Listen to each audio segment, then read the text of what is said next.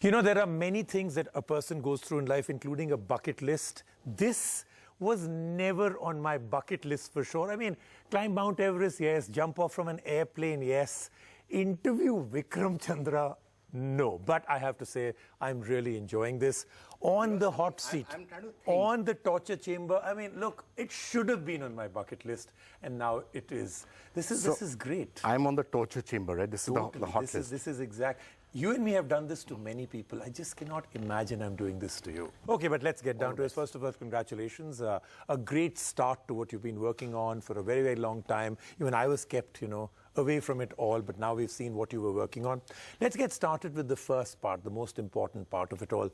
Why Editor-G? Where does that idea come from? What major problem in the world are you really trying to solve?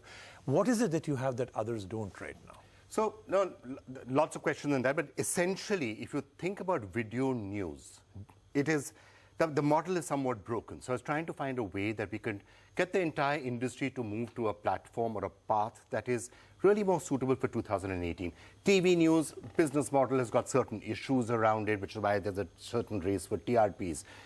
Digital video obviously is there, but the user experience is not suited for video news. Because my theory is that people want to see, let's say, 20 to 30 little pieces of news. Now, the present form factors don't allow you to very easily skip from one to the other. Okay. Because you're not being able to skip easily from one to the other, you're getting a lot of your video news from Facebook or WhatsApp or Twitter, and there's no authenticity. So you could be getting a lot of fake information coming out of there, and you're putting it out. That's why I felt that what we really need to do is to create a platform where any individual can get one-tap access to a personalized news list, a personalized newscast, which they can just keep watching.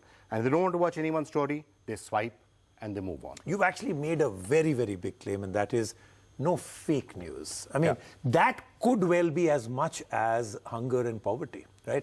Okay. How are you taking on maybe the biggest problem of this current generation and claiming that this solves fake news? Okay, so there's news. News should be a piece of information which should be a fact, right? That's a fact. Something has happened. Supreme Court has passed a judgment.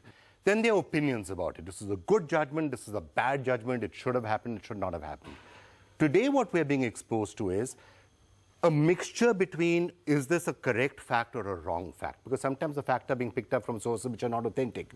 There's a car coming here filled with people who are about to lift your, to kidnap your child, and that comes through on WhatsApp. You don't know whether it's true or not. So, number one, the fact may not be correct. Number two, the way the fact is presented has got opinion mixed up in it, right? So there's a natural bias that is coming inside it. That's the crux of the problem. Do you agree with me on that? Yes. Okay, so what Editor-G is essentially doing is, all the facts, all the news stories, all 15-second news stories, everything on Editor-G is based on the concept of 15 to 20-second news stories. Those stories are taken from our platform. They're coming onto our platform. They're so far being generated by the Editor-G team, and their senior editors working on it.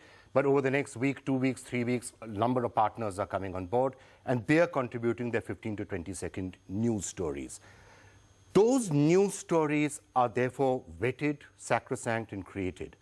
On the back of that, any individual can contribute his or her opinion and create a new news list which has the facts, the individual news stories with their opinions on it. But the opinions are segregated from what the news story is. So we've spoken a little bit about it, but I think this is the kind of app that needs a proper hands-on and maybe a finger swiping on review. So here's our review of Editor-G. A combination of artificial and good old human intelligence. That's Editor-G. This free-to-download app presents your personal bulletin tailored to your preferences. Choose the region that you would like more news from, tap on the category of interest or block those that are not to your liking. If you want to subscribe to opinions, there is a separate tab for that. You can enter the duration of the bulletin and the time at which you want your news presented. Once entered, the app assembles the bulletin with short 15-second stories. That's the artificial intelligence at work. But it also gives you the power to become an editor and make your own news rundown and change the order of stories. As a bonus, you can add your opinion or even anchor the bulletin and share it on social media. This is AI. But Yeah. when I set up the app, I spend a lot of my intelligence that I give to you saying that this is the kind of thing I want to see. So what's the AI in this? Okay. So I think the way IBM has put this actually is the right way to do it. It's called augmented intelligence and not just artificial intelligence. In the initial stages when we were building this, we thought of first saying, oh, let's leave everything to the AI algorithm. Now, the problem of leaving everything to an AI algorithm is that it's going to just try and maximize clicks. It's going to try and maximize viewership. It's going to say, Rajiv, you like tech, so I'm only going to show you technology news. And after some time, your rundown will only be technology. Or somebody else says, I'm interested in Bollywood, they'll only be shown Bollywood, right? That's the way an AI algorithm by itself functions. So having built it, we broke it. We dismantled the whole thing and we said, no, what we really need is a human-machine hybrid system. So there's human intelligence in it, and there's artificial intelligence in it, and the two are merging together. So the AI-generated newscasts that will be created, so people can create their own newscasts, by the way. That's the whole point of the functionality is anybody can create their own newscast. So you can have the Rajiv Makhni newscast where you can put a lot more tech and other stuff into it and you can publish it.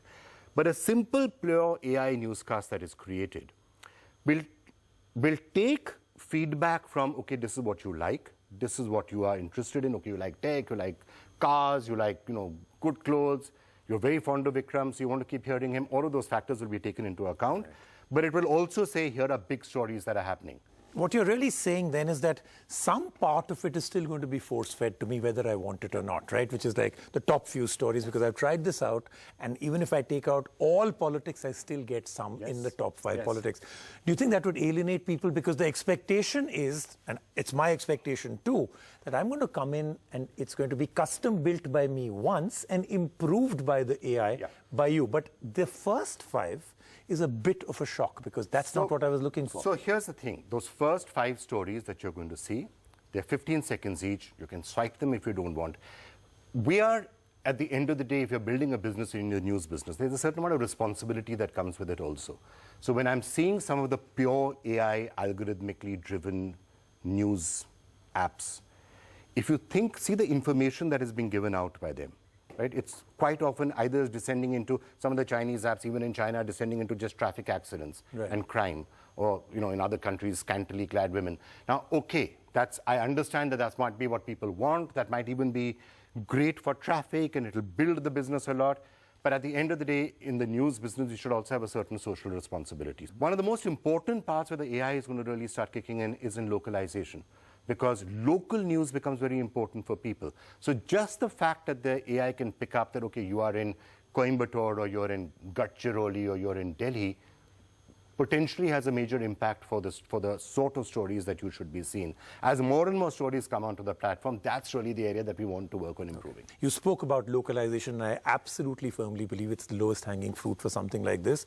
So will it be vernacular too? Will you actually have different languages? Okay. English, Hindi today. Right. We hope to be in multiple languages within a year. In a year's time, what do you think you'll achieve with this? Where do you think you'll be able to take this? Look, my basic intention even today is to try and show a path, right? That look, I think we should sit together and take a look at what's happening generally in the world of video news. I think there are challenges that all of us are facing.